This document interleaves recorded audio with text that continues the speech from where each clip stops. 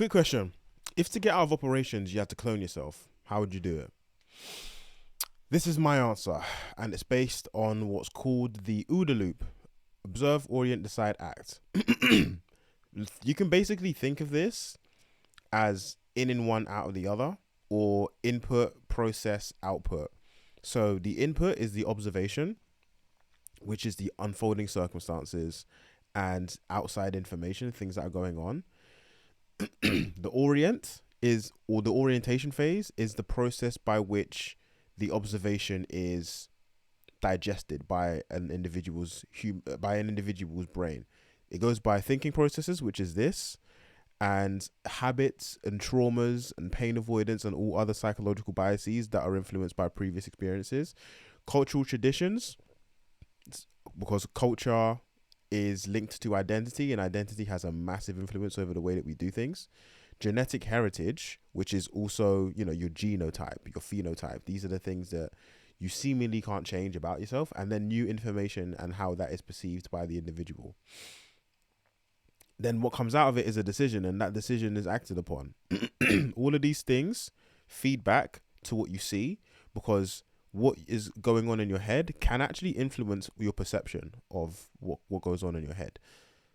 This is basically how the modern art of war has been created, and it was created by a guy called John Boyd. So if you ever want to look at anything about this, just look up John Boyd. He's an absolute madman.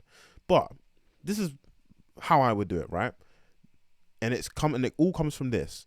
This is the machine behind all of our actions. It's a system that determines our patterns of thought and our activities.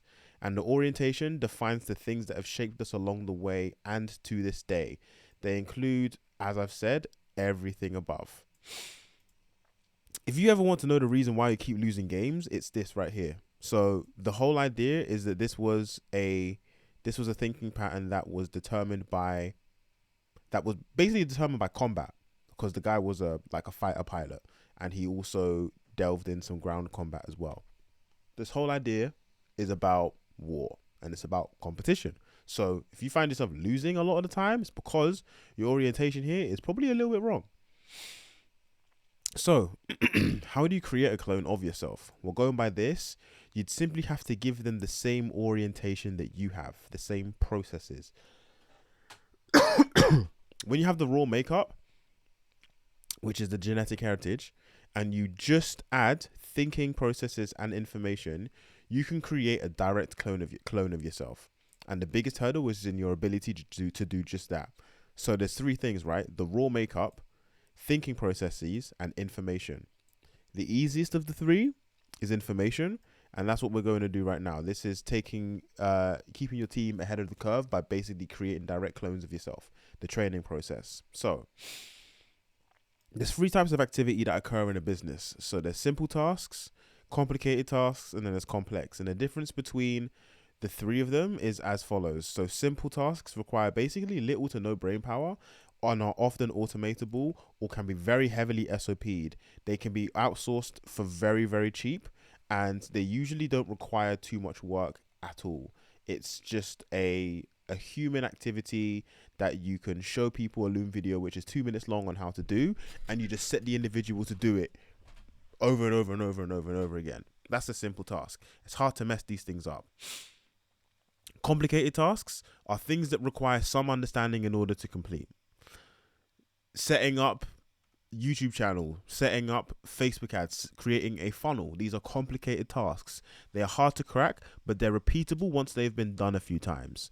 So complicated just means loads of moving parts. You can think of complicated as a massive chain of a bunch of simple tasks.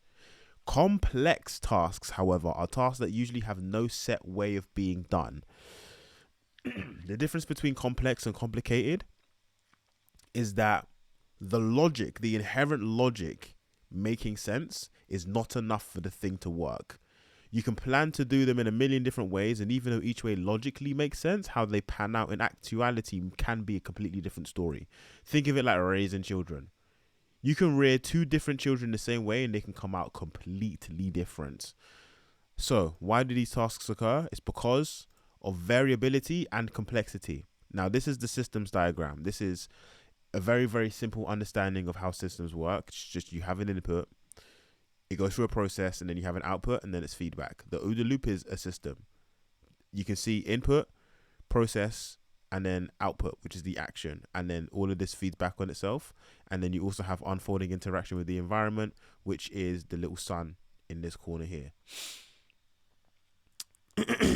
Simple tasks only need a simple process, and the environment is very stable in those situations.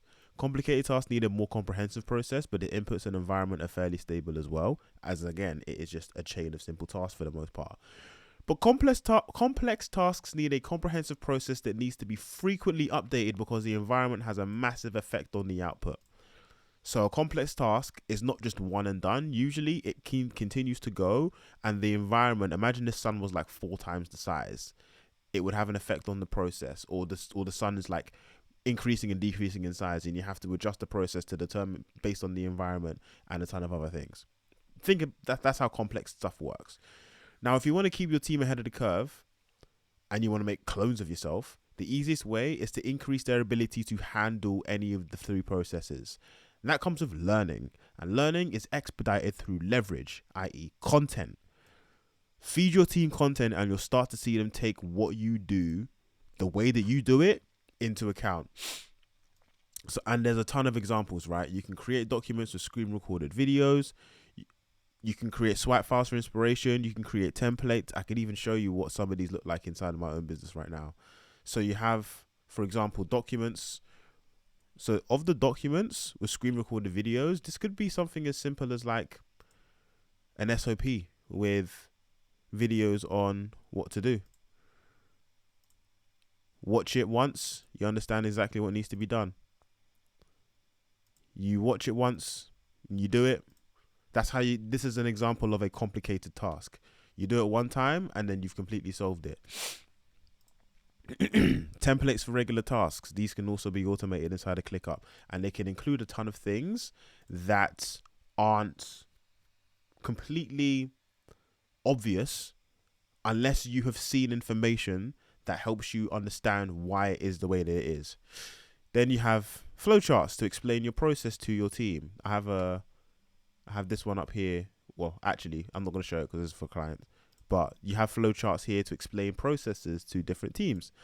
You can train an AI chatbot on FAQs to upskill the internal team on common problems that often occur. One thing that I like to do a lot of the time is when I'm in Slack, again, not opening that because that's for a client.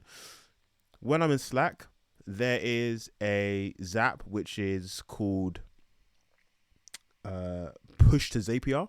There's like a function that you can do where you can right click a message and push to Zapier and then add some content to it.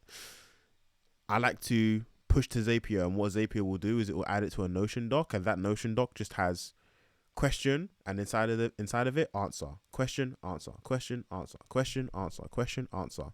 You can take all of those and stick it in Riku.ai and create an AI chatbot. And that AI chatbot is just a fine-tuned ChatGPT model which you can feed it information and give it good prompts, and from there you can just tell the internal team member, go off and use this. Design what if you ever have a question about A, B, and C, just go over here and use this chatbot, and this chatbot will help you with those answers. And then you can also create sales letters and white papers to ramp salespeople up on your offer. So I have one that I have this. This is like this is a fat document. This was 50 pages before I added pictures. You can get someone to read this entire thing and they can understand our business thesis simply because this is how everything is meant to work. And with all of that, someone can read it and say, I get it. I just get it. And then you can also send your teammates courses from other coaches. So I sent my tech VA, who does a lot of my cold email setups and scrapes campaigns, etc. I sent him this, oh my god, it has everything that you need to understand Make from the ground up, but it is so hard to understand, my man. and he speaks so quietly and the volume is so low, and he doesn't go anywhere with a lot of the questions, with a lot of the stuff that he does. But this is it. If you feed someone knowledge, then you can give them everything that you have, and with what they have, and with the information that you have, you can basically give it to them, and they will do with it what they deem necessary.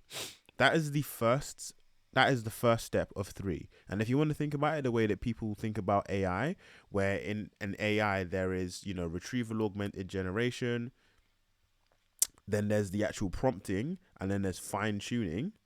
Fine tuning you could call the genetic makeup part, which is like right at the top here. It is nope. It is this stuff here.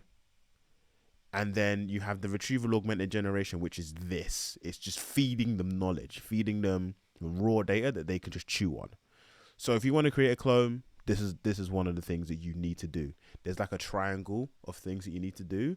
And I am going to create 2 more videos which are going to explain the other 2 sides of it, which are the raw makeup and thinking processes. So we'll cover that another time.